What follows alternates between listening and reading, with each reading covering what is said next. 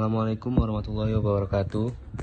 Perkenalkan, nama saya Reksi Aditya Pangestu dari Universitas Riau Kepulauan, kelas 1C Batam Center dengan nomor pokok mahasiswa 2015-0143.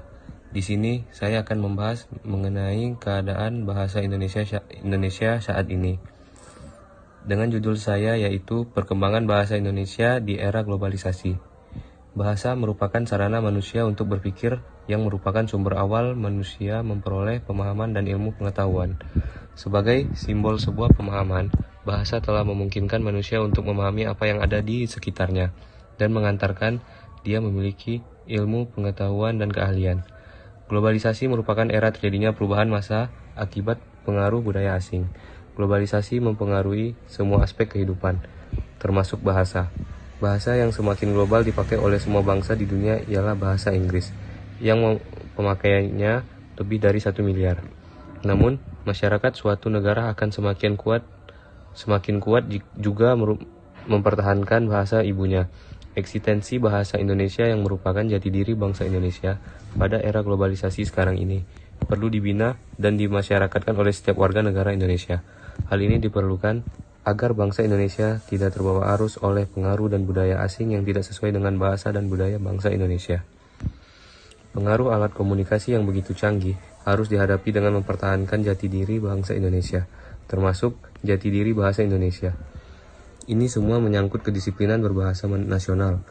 Dengan mematuhi semua kaidah atau aturan pemakaian bahasa Indonesia, dengan disiplin berbahasa Indonesia akan membantu bangsa Indonesia untuk mempertahankan dirinya dari pengaruh negatif asing atas kepribadiannya sendiri. Perkembangan bahasa Indonesia saat ini semakin baik, apalagi dengan makin diminatinya bahasa Indonesia oleh masyarakat internasional. Bahkan bahasa Indonesia pun saat ini menjadi bahan pembelajaran di negara-negara asing seperti Australia, Belanda, Jepang, Amerika Serikat, Inggris, Cina, dan Korea Selatan. Oleh karena itu, bangsa Indonesia harus mempersiapkan diri dengan baik dan penuh perhitungan. Salah satu hal yang perlu diperhatikan adalah masalah jati diri bangsa yang diperlihatkan melalui jati diri bahasa.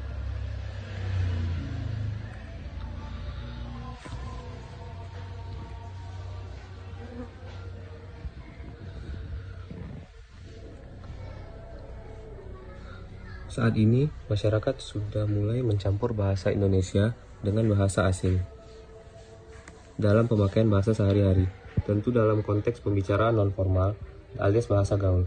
Hal ini tidak menjadi suatu masalah yang signifikan, namun yang disayangkan pemakaian bahasa gaul juga bisa terjadi pada sebuah forum ilmiah, media massa, kuliah, seminar, dan forum formal lain. Jika kita menilik apa penyebab utama mengapa fenomena ini terjadi, adalah kebiasaan bangsa Indonesia pada umumnya yang mengagungkan semua hal yang berbau internasional, luar negeri, atau dapat dibilang berbau barat. Dengan kata lain, secara kasar, bangsa Indonesia kurang bangga dengan bahasa dan budayanya sendiri. Pemakaian bahasa dan budaya asing dirasa lebih keren dan dapat diterima dalam pergaulan. Fenomena negatif yang masih sering terjadi di tengah-tengah masyarakat Indonesia, yaitu banyak orang Indonesia memperlihatkan dengan bangga kemahirannya menggunakan bahasa Inggris, walaupun mereka tidak menguasai bahasa Indonesia dengan baik.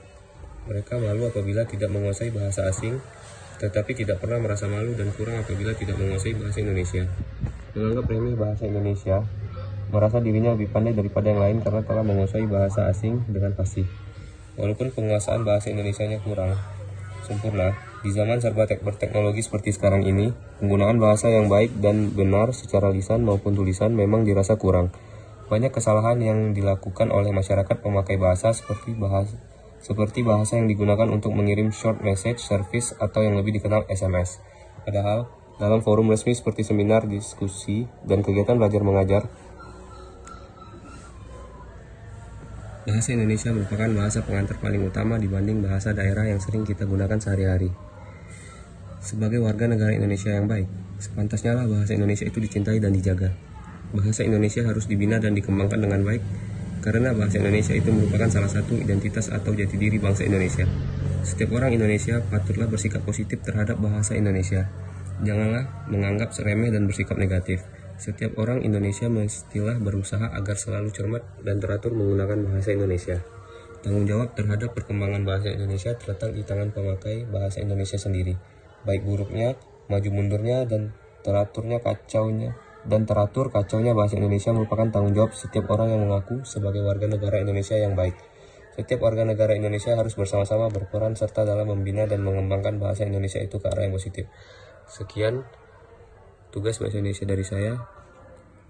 Terima kasih. Assalamualaikum warahmatullahi wabarakatuh.